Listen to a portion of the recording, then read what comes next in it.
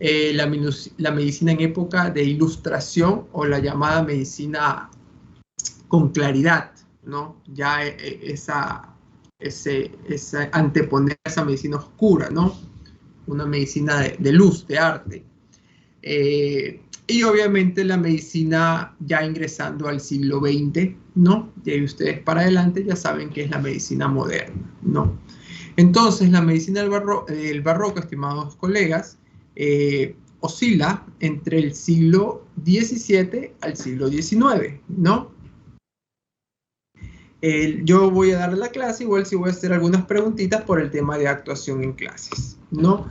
Entender que esta parte de la edad barroca sigue al Renacimiento, obviamente, como les dije cronológicamente, y abarca desde la segunda mitad, perdón, hay alguien que quiere entrar, vamos a permitirle entrar. Listo, ok. La edad del barroco, que le sigue al Renacimiento, ¿no? Como les venía diciendo, abarca desde la segunda mitad del siglo XVII hasta la Revolución Industrial, ¿no? Que es más o menos a fines del siglo XIX y del siglo XVIII y principios del siglo XIX, ¿no? Todas estas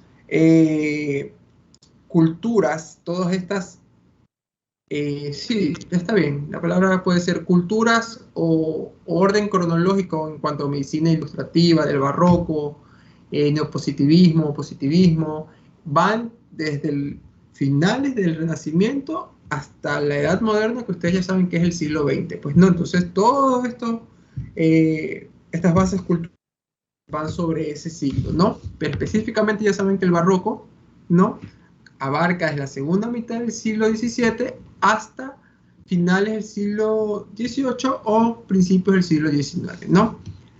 En este lapso se desarrolla una serie de grandes cambios sistémicos, mejor dicho, ¿no? Ya cambia la teoría o el tema, o se inyecta este término muy importante como es sistema, ¿no? Grandes sistemas, ya hablando como el cuerpo humano, ¿no? O teorías médicas también, que se disputaban el lugar de prevalencia que habían ocupado las ideas galénicas durante cerca de 1500 años. Claro, es muy lógico y es muy razonable porque a esta edad, ya a esta época, ya teníamos un poquito esa contraposición con Galeno, a pesar de que Galeno sentó las bases para mucho de lo que hoy conocemos, también ya fuimos descartando ciertas cosas. Recordemos que Galeno era el médico de los emperadores, perdón, no de los emperadores, de los guerreros, ¿no? Y obviamente él investigaba, ¿no?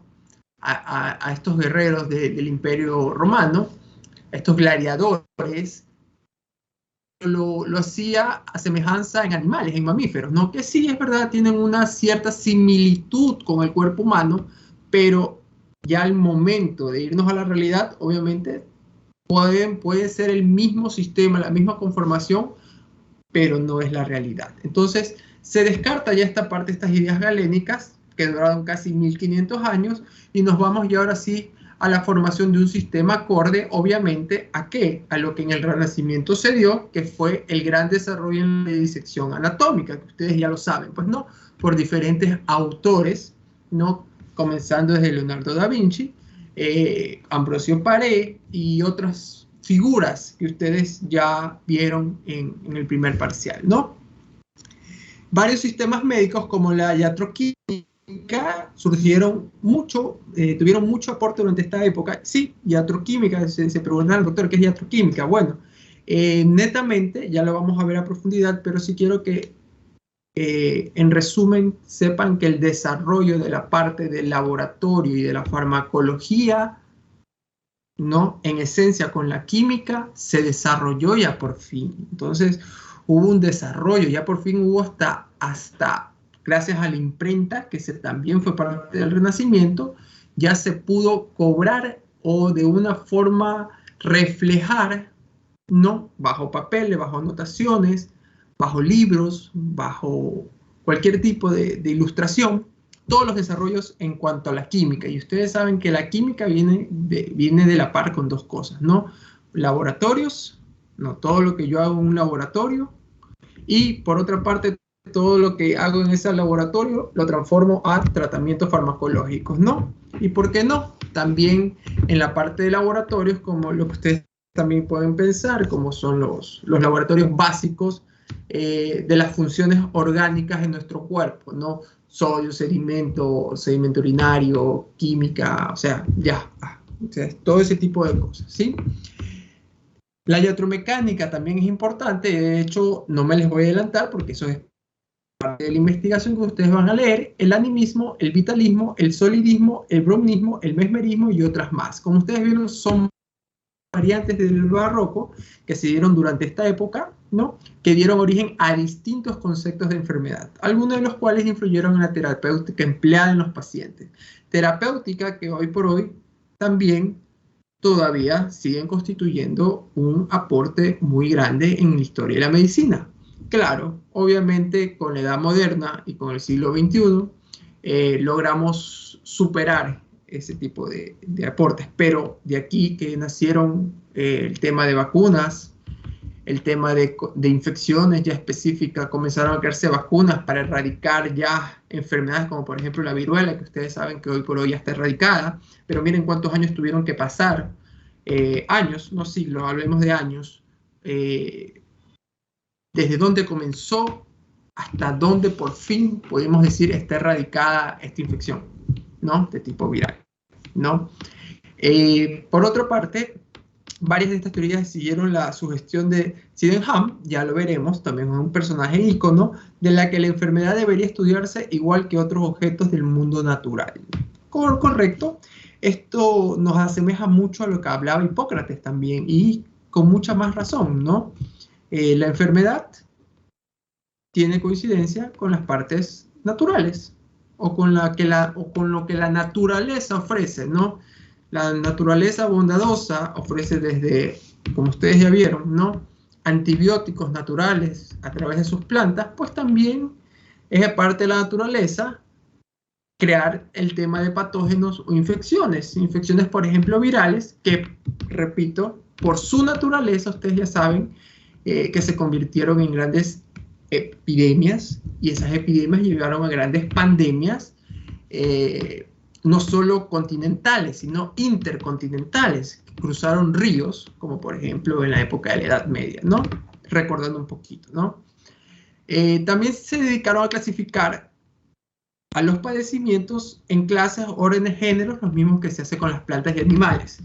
Y sí, qué edad tan importante para la medicina, porque por fin podemos clasificar no solo la enfermedad de acuerdo a su origen, de acuerdo a su prevalencia, de acuerdo a sus factores de riesgo, de acuerdo a su sintomatología o semiología, sintomatología, de acuerdo al lugar o el clima donde pueden tener mayor prevalencia, sino también al ser humano, ¿no? Ya podemos desarrollar las enfermedades por especialidades, por patologías, por órganos, en diferentes, ¿no? Y aquí también ya no solo las enfermedades como sistema, sino las enfermedades, por ejemplo, psicológicas, las enfermedades psiquiátricas, como vimos anteriormente, ya la parte epidemiológica también surge, entonces ya hay un orden más claro de las cosas.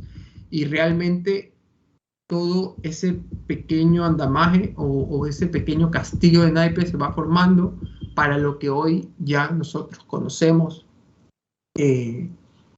como especialidades. Las especialidades nacen por las enfermedades, pues, ¿no? Toda enfermedad de la piel nace la especialidad de hematología, toda enfermedad del sistema gastrointestinal nace la gastroenterología. Entonces también nacen las especialidades y, ¿por qué no?, las ciencias de estudio de cada especialidad. Entonces, ¿qué es lo que ustedes hoy por hoy están viendo, ¿no? Hasta llegar a factores también quizás no netamente teórico-médicos, pero sí factores importantes como eran la ética y la moral y la historia de la medicina, que es lo que hoy yo les puedo estar compartiendo, ¿no? Continuemos. ¿Alguna pregunta hasta aquí? Me pueden cortar tranquilamente, ¿no? En esta época también quedó establecido la anatomía patológica. Miren qué tema tan importante, ¿no? Hablamos ya mucho de fisiología, hablábamos mucho de ya estábamos hablando de fisiopatología también, ¿no? Hablábamos mucho de terapéutica, hablábamos mucho de enfermedades, de patologías como psiquiatría, pero también ya comenzamos a establecer la anatomía patológica como una ciencia, ¿no? De hecho, gracias a esta anatomía patológica se desarrolló en base al diagnóstico clínico, ¿no? Con el descubrimiento, por ejemplo, de la percusión como un método de exploración física, que ya la conocíamos desde antes, pero ya, ahorita sí, el método de percusión ya se estableció como un método de exploración física, por ejemplo, en enfermedades obstructivas pulmonares, en enfermedades abdominales o gastrointestinales, para ser más exactos. Ustedes saben que la percusión, el puño percusión, en enfermedades renales, ¿no? A nivel abdominal, ¿no? Para ver el asunto de los gases o el asunto de la colia o la colia, como una persona tiene los ruidos hidroaéreos, ¿no? También, ¿por qué no a nivel pulmonar? Entonces, el signo de la percusión. También el uso de la vacuna, como es, por ejemplo, la vacuna de Jenner, que es lo que les decía, en contra de la viruela, ¿no? Miren desde qué época ya comenzaron los estudios para la vacuna y hoy por hoy debemos dar gracias, que obviamente es una de las enfermedades que aunque todavía puede resurgir, porque es una enfermedad viral, nuevamente puede mutar, está controlada, ¿no? También se descubrió el oxígeno, ¿no?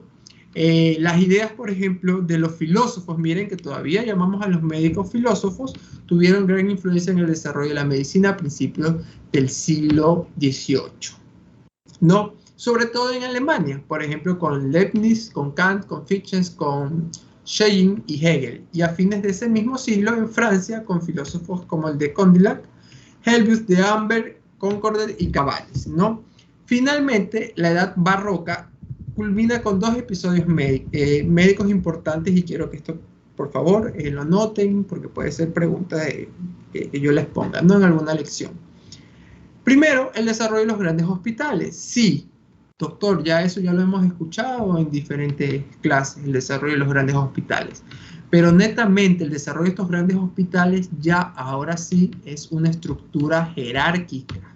Ya es una estructura donde vemos actualmente, como lo vemos ahora, una gerencia hospitalaria, una dirección técnica, una subdirección de especialidades, una subdirección de diagnóstico, que a su vez se subdivide obviamente en hospitalización, en emergencia, y de acuerdo a esto, en consulta externa, y de acuerdo a esto por especialidades, ¿no? Ginecobstetricia, qué sé yo, cirugía general, o sea, lo que ustedes ven ya en los grandes hospitales, ¿no? Farmacia, por otro lado. Entonces, ya vemos grandes hospitales, docencia, miren cómo docencia también comienza a ingresar en esto, ¿no? Eso particularmente cuando el tema de los grandes hospitales, ¿no? Como por ejemplo, como bien lo dice el Hospital de París, el Allgemeine, el de Viena y el Hospital de Charité en Berlín, ¿no? También los trabajos de École de París y de la Nueva Escuela de Viena. Sería muy importante que esta parte lo investiguen. De todas maneras, también está dentro del trabajo, pero ustedes lo van a ver, ¿no? Desde luego, el movimiento social más importante en Europa en el siglo XVIII fue la Revolución Francesa, ¿no? Ustedes han de conocer mucho sobre el tema, que sirvió de marco y estímulo para varios de los episodios mencionados que prepararon, estimularon y finalmente consiguieron la transformación de la ciencia médica. Ahora les hago dos preguntas claves para ver la actuación en clases, ¿no? ¿Quién me puede decir, o 5 personas que me puedan hablar desde su punto de vista, sus conocimientos básicos, no es necesario que profundicen en el tema todavía, de la Revolución Francesa? ¿Alguien sabe algo de la Revolución Francesa? No necesariamente desde el punto de vista médico, pero sí como cultura general. Doctora Yasmín Pamela, ¿cómo está, doctora? Cuéntenos. Hola, doctor. O sea, la Revolución Francesa se caracterizaba porque fue un conflicto social y político, que, o sea, era más más de tipo de violencia. Eh, Vamos, muy bien. y, o sea, más se embarcó en lo que era la Francia. O sea, más afectó también. A ver, perfecto. Usted acaba de decir algo muy importante, doctor. Me quedo con eso. Y ahí seguimos con los demás. Eh, una revolución social y política. Perfecto, doctora. Con eso usted se gana su actuación en clase. Por favor, pongan la actuación en clase a la doctora Yasmín, si no me equivoco. Doctora Susan, por favor, pongan la actuación. Doctora Soledad, cuéntenos. Sí, doctor. Acotando lo que dijo mi compañera Yasmín, en efecto, sí fue una revolución social y política y se marcó bastante porque, o sea, históricamente hablando, en esa época lo que pasaba mucho era que estaba muy marcada la diferencia de las clases sociales. La clase social, la monarquía, las personas en quienes Perfecto. recaía el poder y el pueblo. Entonces el pueblo no tenía, me acuerdo que hablaba mucho sobre el invierno, no había ni siquiera comida para poder vivir. Entonces, todo esto, hubieron muchos factores pequeños que desencadenaron en un solo evento que fue la revolución del pueblo sobre la monarquía. Entonces, el pueblo se levantó en contra de estos de la clase social alta y reclamando muchos derechos. Perfecto. Hasta ahí, doctora Soledad, para darle la oportunidad a sus compañeros. Muy bien, doctora. Usted lo que acaba de marcar con la doctora Yasmín, lo voy a resumir y voy a dar de ahí parte al doctor Kevin para que siga. Me quedo hasta la doctora Susan, por favor, nadie más levante la mano. Bajen la mano a la doctora Yasmín y la doctora Soledad, por favor. Un ratito, doctor Kevin. Ya, un ratito, doctor Kevin, ya le doy la palabra. Marcando para ir haciendo las ideas claras, una revolución social y política en donde el pueblo, ¿no? De acuerdo a las clases sociales que se veían en la época, tenían una época de invierno en la cual, no por estación, sino por ser una época de causa o origen pobre. O sea, el pueblo quería darle una vuelta a lo que estaba pasando. Esto de aquí fue el motivo o ingreso o la revelación de por qué se da. Ahora vamos con el doctor Kevin porque quizás nos va a dar quién llevó esto y cuál fue la finalidad de esto, ¿no? De posterior le daré la palabra a la doctora Fernanda, a la doctora Cristina y termino con la doctora Susan. Vamos, doctor Kevin. Sí, doctor, con respecto a eso, hubo una crisis moral y religiosa porque al mismo tiempo se desarrolló una revolución intelectual que ponía en juicio el régimen que reinaba en aquel momento. O sea, porque había tanta desconfianza en los ciudadanos que el régimen de gobierno creció a pasos agigantados y surgieron figuras importantes, pues, de la revolución.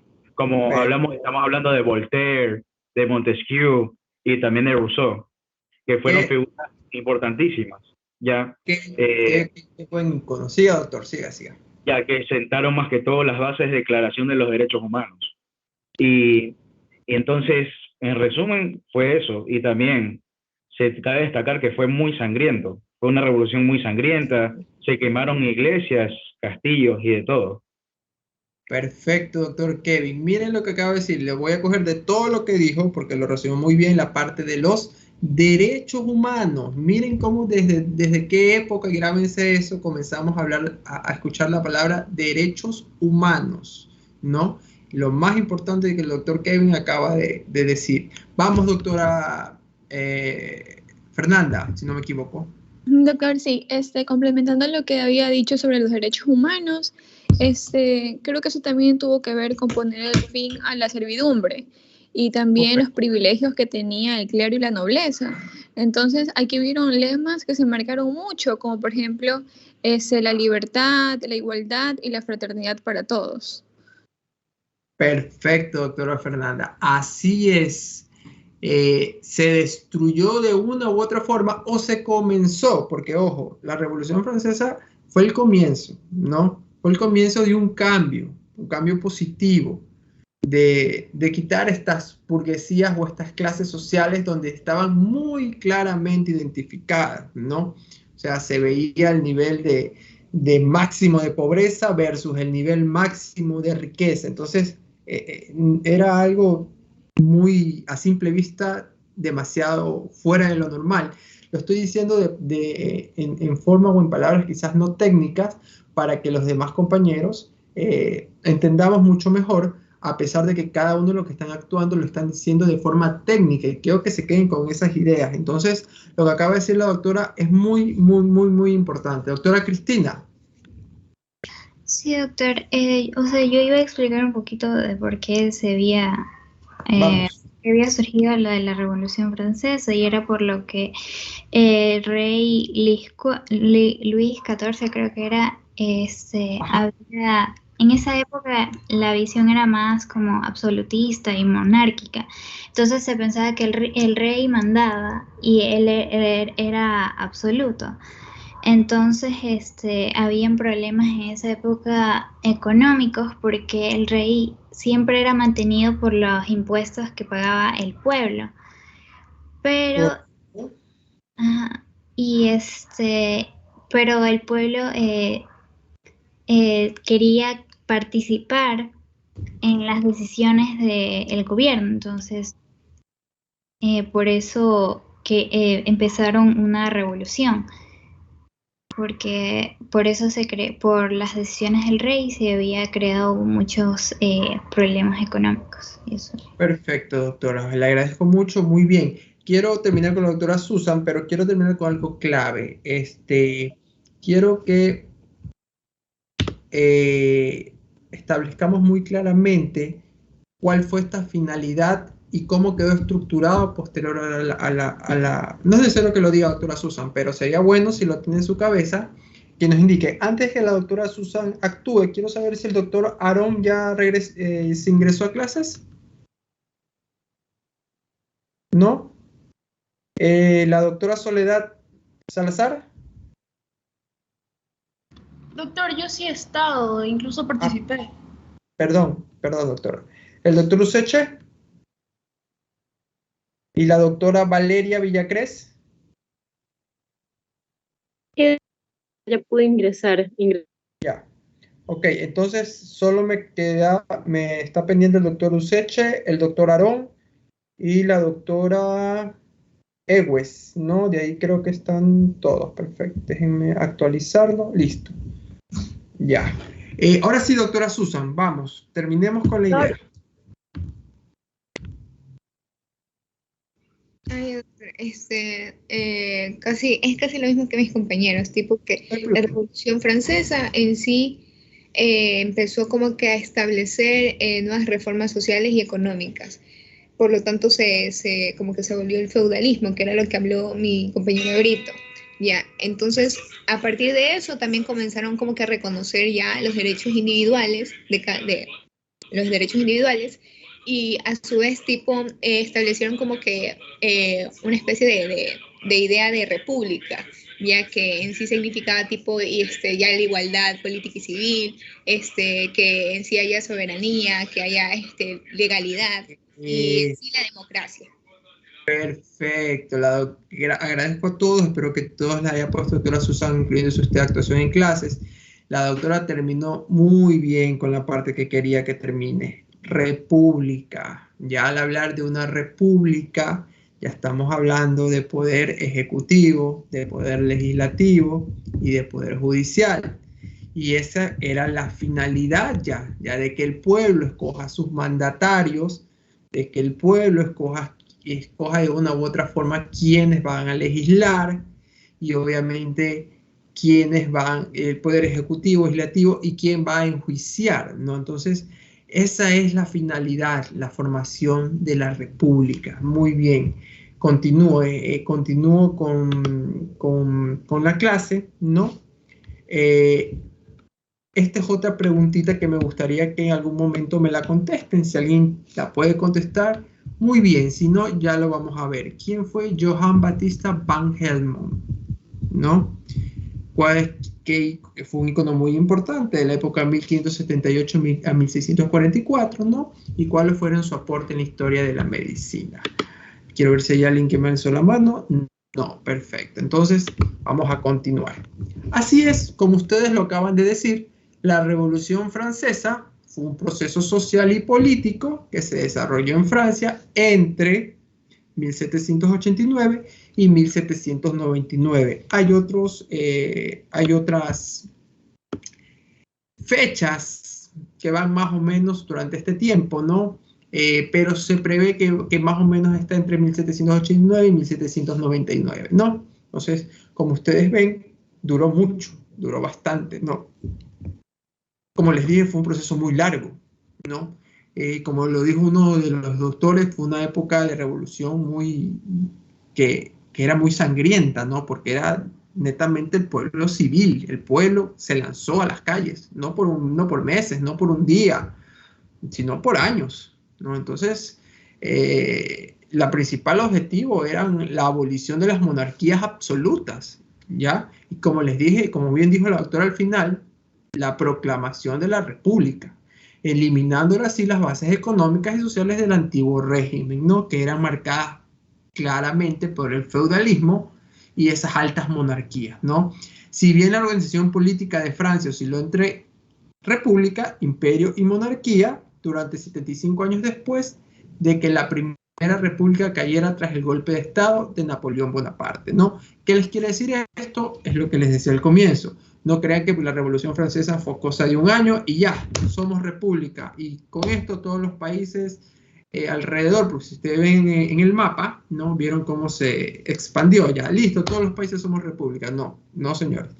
Fue una época que duró muchos años y fue un cambio transicional, ¿no? Un cambio transicional donde había este tema para llegar ya a ser una república, pues fútica, teníamos primero que acabar con este régimen feudal de burguesía. Entonces fueron golpes tras golpes tras golpes de Estado. Entonces fue oscilando, o fue transitorio entre imperio, monarquía, hasta llegar a la república, pues no.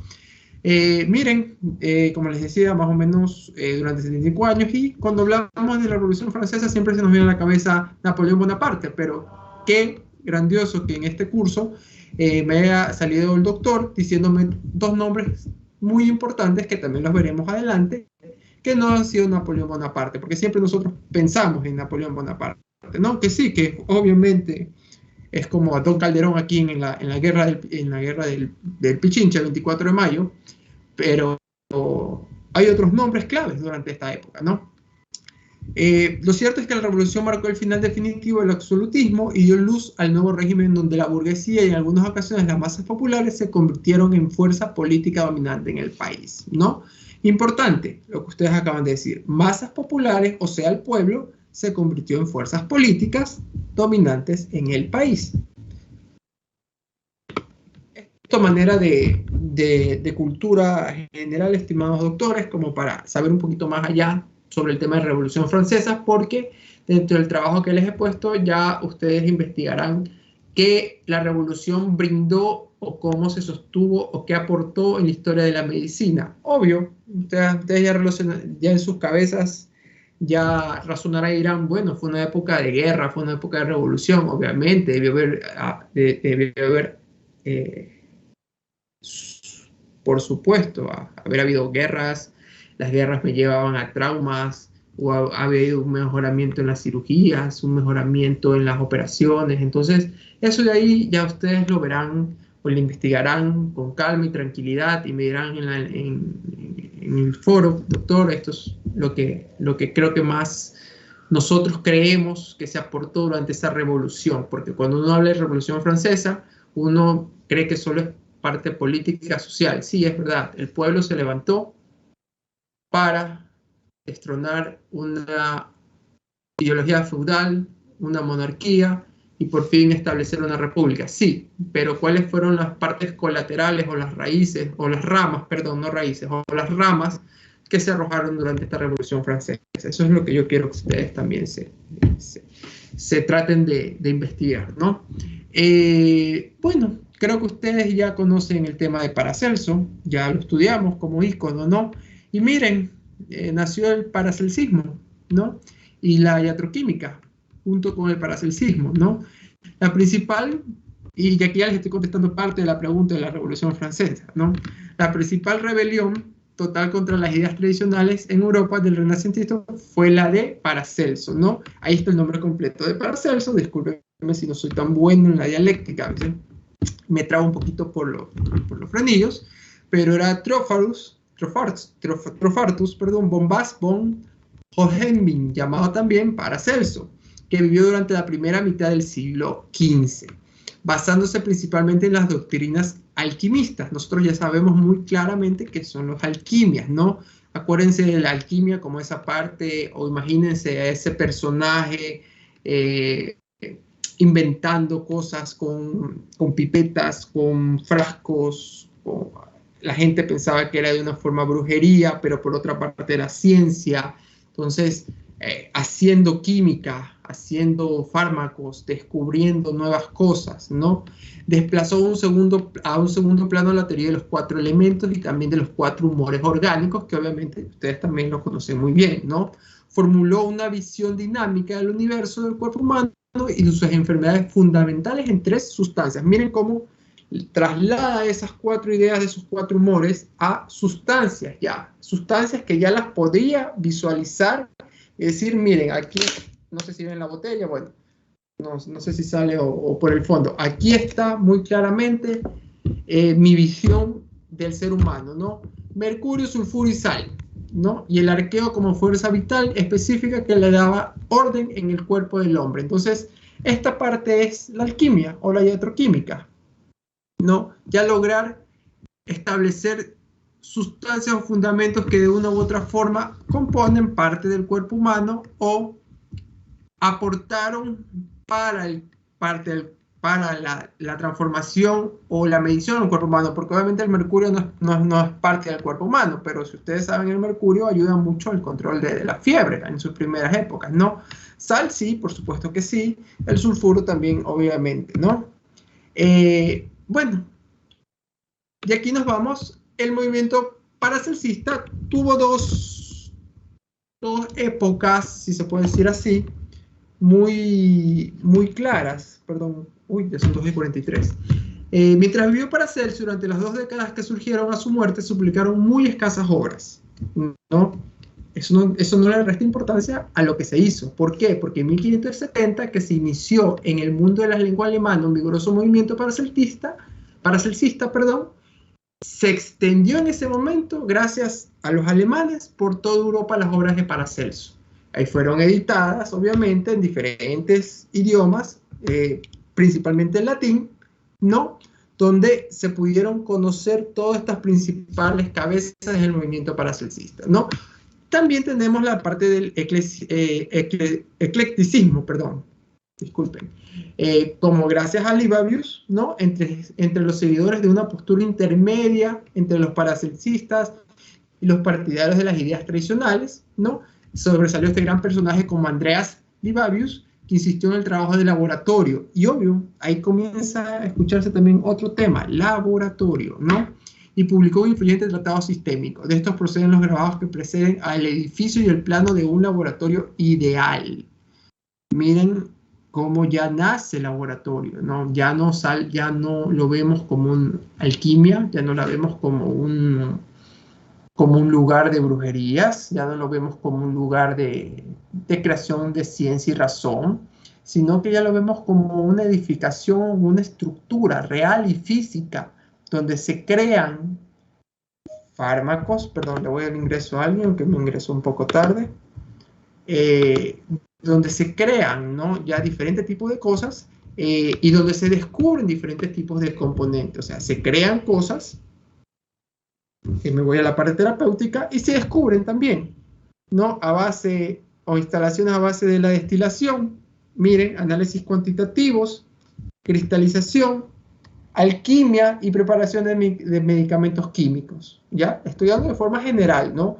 Ya ustedes se imaginarán el análisis cuantitativo de qué, se me fue la palabra clave, de qué insumos o de qué tipo de elementos importantes, ¿no? Por ejemplo, el análisis de sedimento cuantitativo de leucocitos, de glóbulos blancos, de diferentes reactivos, ya me acordé la palabra, reactivos.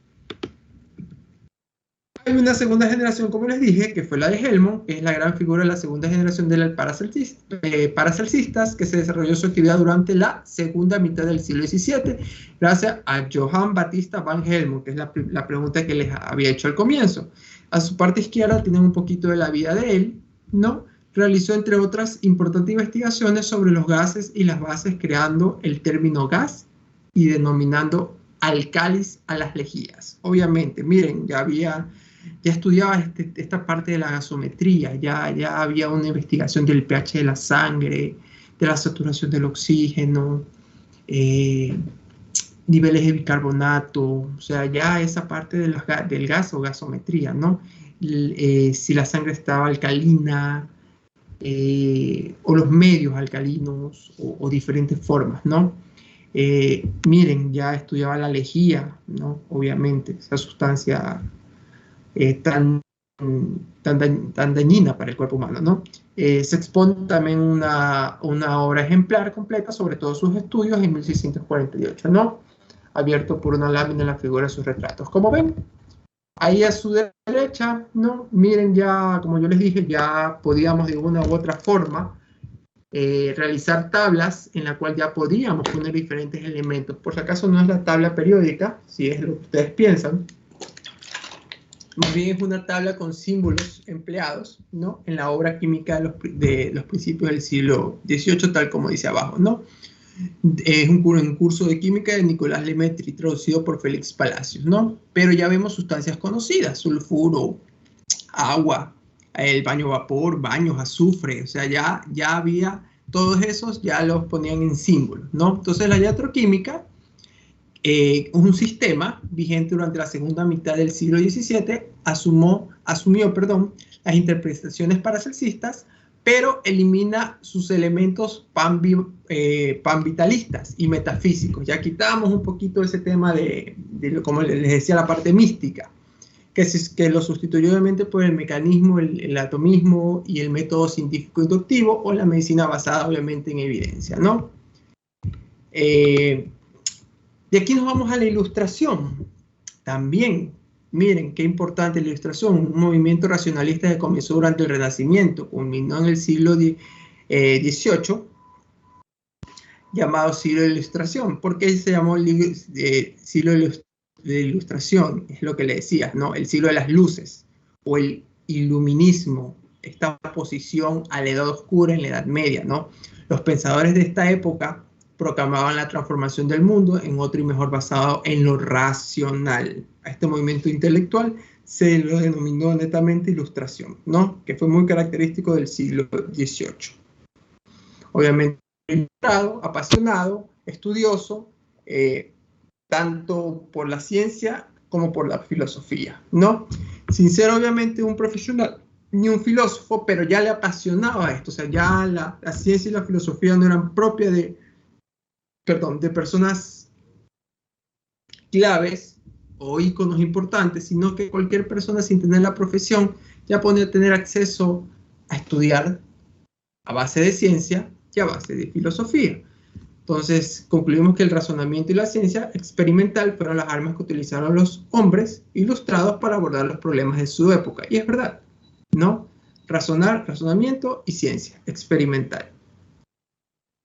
Con el objeto, obviamente, de sustituir las creencias y las famosas explicaciones sobrenaturales o mágicas por respuestas. Recuerden que una de las famosas frases, si no me equivoco, Ambrosio Paré, era de que no sabía por qué razón, pero sabía, ¿no?, que la higiene ayudaba a curar, o a que las heridas limpias se curen más rápido. Aquí ya los ilustrados le ponían una razón, ya tenían una razón del por qué, ¿no? Llevándole un poquito a la medicina, a la parte médica, ¿no? En resumen, el movimiento de la Ilustración se caracterizó por una actitud de cuestionamiento de las verdades que hasta entonces eran indiscutibles, entre ellas la autoridad de las instituciones tradicionales como la Iglesia y la monarquía absoluta. De estas críticas surgió la idea de que el hombre, por medio de la razón y el conocimiento, podrían reorganizar la sociedad con base en principios racionales y progresar de manera indefinida, ¿no? Como ustedes ven abajo, una pequeña imagen, ¿no?, de la Ilustración. A base de cultura general, estimados doctores, la Ilustración se difundió en la mayoría de los países europeos, pero alcanzó mayor fuerza en Francia, ¿no? ¿Se acuerdan que antes hablábamos de Londres, en la Edad Media? Ahora hablamos de Francia, donde sus exponentes más destacados fueron Charles Louis de Saint-Condat, el barón de Montesquieu, el Francisco María Arau, o mejor conocido como Voltaire, uno de los personajes que dijo uno de sus compañeros, y tiene toda la razón. Y, por ejemplo, Rousseau también, o el barón de Montesquieu, que propuso su obra El espíritu de las leyes, publicado en 1748, ¿no? Y lo que les decía, la idea principal de esto era formar una república donde se vean, ¿no?, los tres poderes claramente divididos del Estado. Es un proceso transitorio que demoró, pero se pudo dar esto, ¿no? El ejecutivo, que se debió depositar en el monarca y en sus ministros, todavía. El legislativo, que estará confiado a las cámaras de representantes. Dicho representante debe ser el electo por los ciudadanos. Y el judicial, que se deposita en los jueces, es independiente de los otros poderes, ¿no? Nada muy lejano a la actualidad. La diferencia es que el ejecutivo, obviamente, también es decisión ahora de los pueblos, del pueblo, ¿no? Y esta es la parte asincrónica. Creo que estoy bien con el tiempo. Sí, que quiero que lo van a ver en el foro, ¿no? ¿Qué es lo que necesito, estimados doctores? No, en una hora, lo que queda en la hora de clases, simplemente investiguemos lo más en una hojita de Word, o la pegan directamente aquí no voy a ser tan estricto en cuanto al tema de presentación, más me va a importar el contenido, ¿no? Definir esta parte, ¿no? ¿Qué es lo más importante de la medicina barroca en cuanto a la antropología y la psicología? Miren, como yo ya les voy dando parte de la psicología, quienes destacaron. Bueno, la iatroquímica ya vieron qué es, ¿no? Pero no vieron la iatrofísica o la iatromecánica. Entonces también por ahí que ustedes tengan clara la idea de esto, ¿no? Y estas otras escuelas como el animismo, el vitalismo, el brownismo y el mesmerismo, ¿no? Tratar de ubicarlo siempre a la parte médica, ¿no? Pero si no logran encontrarlo, no importa. Lo importante para mí es que ustedes quede claro el tema de estas corrientes culturales, ¿no? En la medicina de la Ilustración, la Revolución Francesa y su impacto directamente en la historia de la medicina. Ya ahorita sí, directamente en la historia de la medicina, ¿no? Quizás no lo encuentren directamente de esa forma, pero de acuerdo a sus conocimientos o de acuerdo a lo que ustedes puedan creer, pueden dar su opinión, ¿no?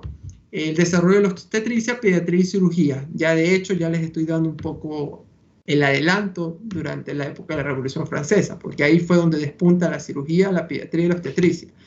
La ética médica y el preludio de la bioética, si es que encuentran, si no, ya lo conversaremos nosotros. El descubrimiento de la electricidad, porque el descubrimiento de la electricidad da paso a la medicina del siglo XX, la parte ya moderna, porque gracias a la electricidad vinieron la creación de múltiples aparatos que también quisiera que los mencionen o los encuentren y los nombren de esa forma, ¿no? Y por último, conceptos claros del positivismo, no más de una línea, 2 líneas, del neopositivismo, y la investigación científica en la medicina antes del siglo XX, ¿no? Tomando como ideas principales el método científico en la medicina o los enfoques de investigación, como se fueron dando, y nos trasladamos a nuestro país.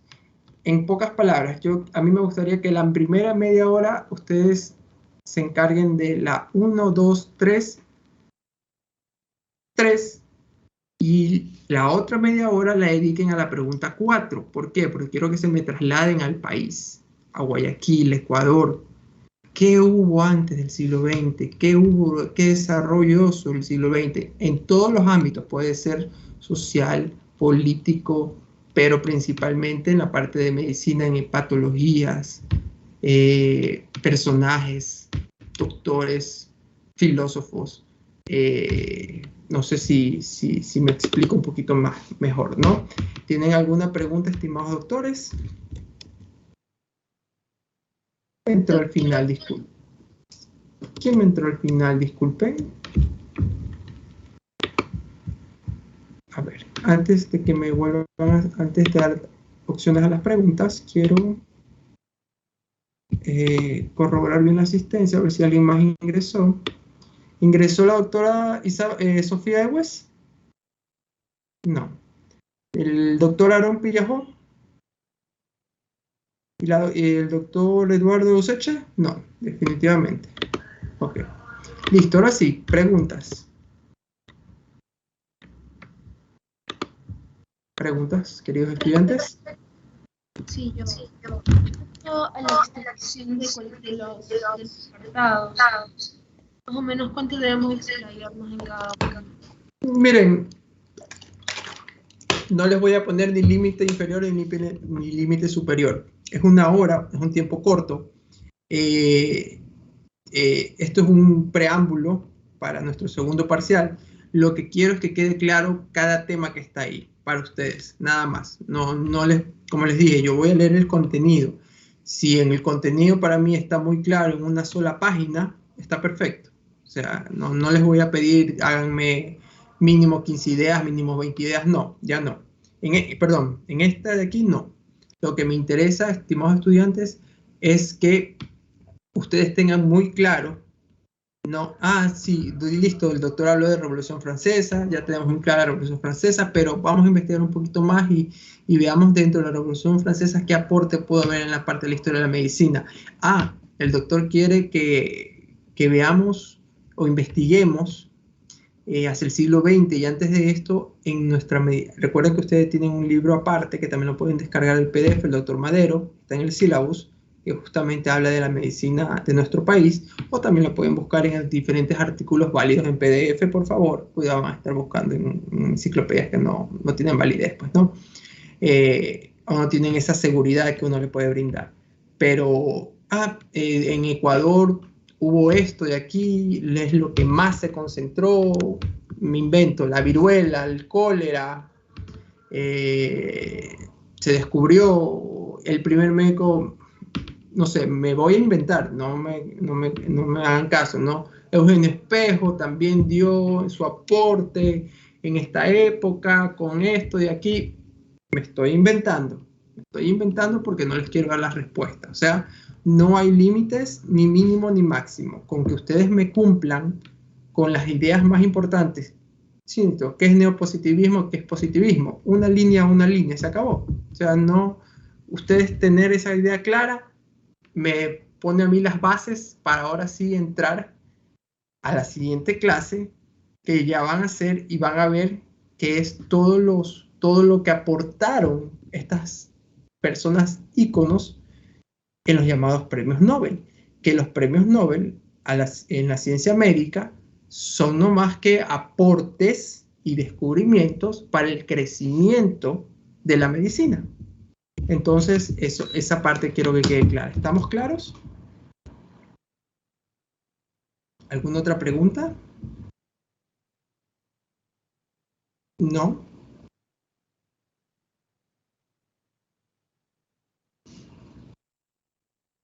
Bueno, entonces nos vamos a 2:59. Me confirman si... Déjenme ver si ya les dejé abierto el foro. Estoy más seguro que sí lo dejé abierto para las 3 en punto. Doctor, también, como usted dijo, se lo podemos subir en Word, ¿no? Sí. Pueden subirlo en Word, pueden subirlo, pegarlo ahí mismo directamente. No creo que la hora les dé para hacer el trabajo tan creativo como lo hicieron en las tutorías, obviamente. No creo que les dé la hora, pero a la forma que a ustedes más les convenga, tranquilos. O sea, en ese sentido no les voy a, en cuanto a presentación, no voy a ser estricto. Sí, está a partir de las 3 hasta antes de las 4, por favor. Entonces, sí díganle a sus compañeros que no están en clases, que por favor se pongan aunque sea a trabajar el foro, porque ya este foro comienza a ser nota del segundo. Bueno, ¿me confirman si ya pueden entrar?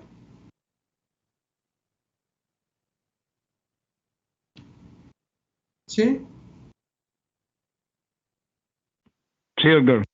Listos. Estudiantes, les agradezco mucho. Nos vemos en la próxima clase y vamos